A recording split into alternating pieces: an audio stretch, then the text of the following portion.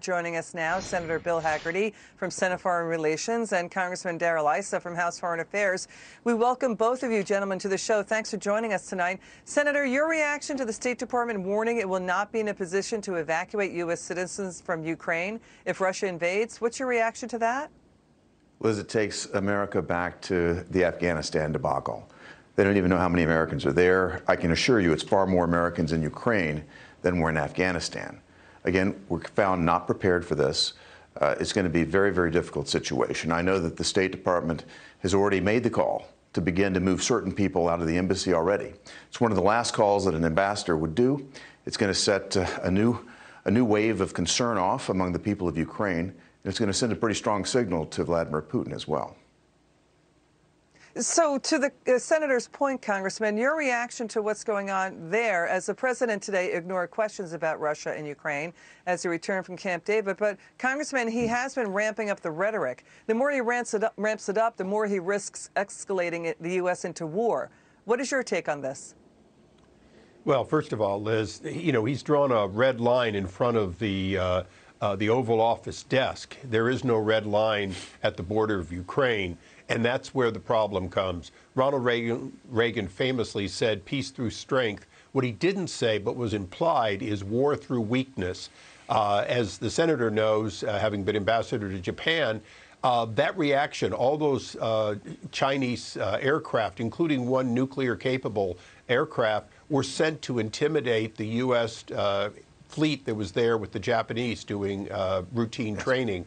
So the fact is, on two fronts, our weakness is beginning to really cause a possibility of a war that never had to happen. With strength, there is no war. With weakness, whether it's World War I, World War II, or quite frankly, the wars we did in between until Ronald Reagan, you've got to show strength if you want to maintain peace. Indeed. So, yeah, that will. So the Senator, will that deter Putin? Should we knock him out? You know, he's the smart guy. And the leaders of China, they're smart, too. What will deter Putin? Do you knock him out of the electronic funds transfer system, SWIFT? Do you knock him out of dollar global transactions? What do you do?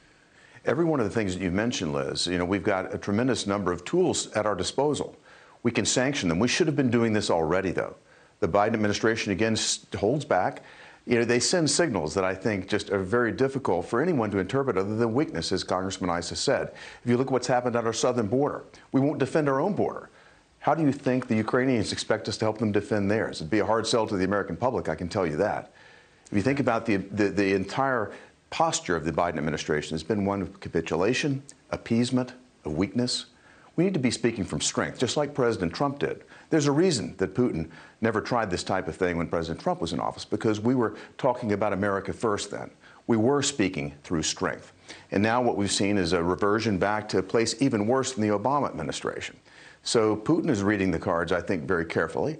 He saw what happened when the START treaty came up. He got an extension at exactly what he wanted and had to give nothing in return. They were barely touched for the Colonial Pipeline. And then President Biden shows up with a list of 16 industries that Putin should not touch. I guess that leaves the rest of America completely vulnerable.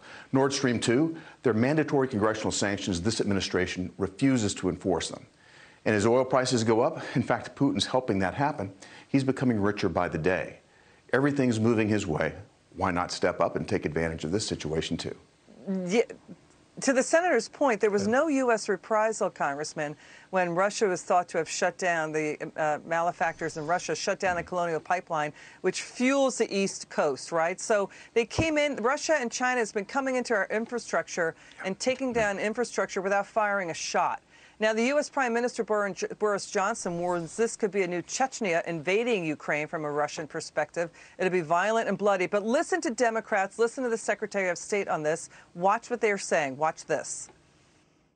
We are in intense, regular, constant communication, consultation with allies and partners to make it very clear that these massive consequences will follow. Is it conflict that Putin chooses? And then if he does, how many body bags does he want to count going back to Russia, of Russia's sons? Massive consequences, and now they're talking body bags, Congressman. Your reaction? Well, you have to go all the way back to the faux pas that President Kennedy got himself into with Cuba, where he showed in the Bay of Pigs weakness, ultimately having to show huge strength and stare down the Soviet Union by saying, not don't fire a missile at me or don't do more. He said, dismantle and remove.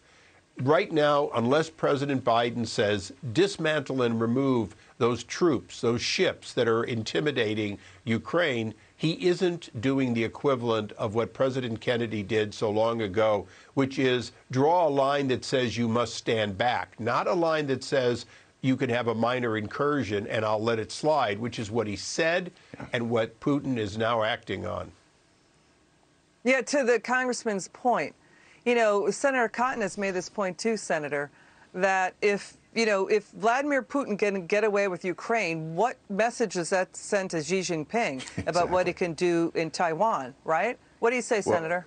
I think it sends exactly the wrong message, as you know, Liz. I mean, I think that's implied in your statement. And I think Xi Jinping is watching this very carefully. The words minor incursion, when that came from President Biden last week in the press conference, I'm sure Xi Jinping, Kim Jong-un, the Ayatollahs in Iran, all of them cracked open their dictionary to find out exactly what that meant they could get away with. I mean, this is exactly the wrong type of signal to send. We should be stepping up now. I would go a step further, actually. I think the congressman is right in terms of the posture that we need to adopt, but I think we need to begin imposing sanctions right now to give President Putin not only a taste of the pain, but of our resolve. That's what we need to see right now, not rhetoric. We've got plenty of rhetoric. We need to show our resolve right now. We need to demonstrate that with deeds. Yeah, Putin doesn't respond to rhetoric, right, Congressman, to what the senator is saying. You know, but Secretary of State Blinken is saying we need to hold on to sanctions as one of our tools, as a deterrent, not deploy them now. Your final word, Congressman, what do you think? The strongest sanction we can do against what the late John McCain called a gas tank of a government is, in fact, to begin pushing oil and natural gas out of this country, driving down the prices and driving away the surpluses that are causing them to be so emboldened. Russia is an empty suit in most ways, except for their ability to sell natural resources. We need to hit them where it hurts, and we need to do it now. Senator Bill Hagerty, Congressman Darrell Issa, thank you so much, gentlemen, for coming on. That was a great interview. It was a great segment. Come back soon.